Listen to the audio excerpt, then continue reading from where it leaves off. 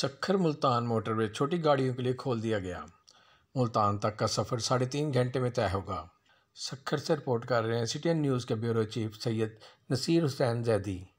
پاک چین اقتصادی راہداری کے لیے تیار کیا گیا سکھر تا ملتان موٹر وے فی الحال چھوٹی گاڑیوں کے لیے کھول دیا گیا۔ موٹر وے پر سفر کے دوران پہلے روز مسافر گاڑیوں سے ٹول ٹیکس تک نہیں لیا جائے گا۔ سکھر سے ملتان جانے کے لیے روڑی انٹرچینج سے گاڑیوں کو موٹر وے پر روانہ کیا جائے گا، تاہم اس موٹر وے کے کھلنے سے ملتان تک سکھر کا 8 سے 8.5 گھنٹے کا سفر محدود ہو کر 3.5 گھنٹے رہ جائے گا۔ واضح ہے کہ اس موٹر وے کا افتتاح گزشتہ روز ہونا تھا، تاہم نامعلوم وجوہات کی بنا پر یہ افتتاحی تقریب ملتوی کر دی گئی۔ تاہم موٹر وے حکام کے مطابق موٹر وے کے افتتاح کی نئی تاریخ کا اعلان جلد کر دیا جائے گا۔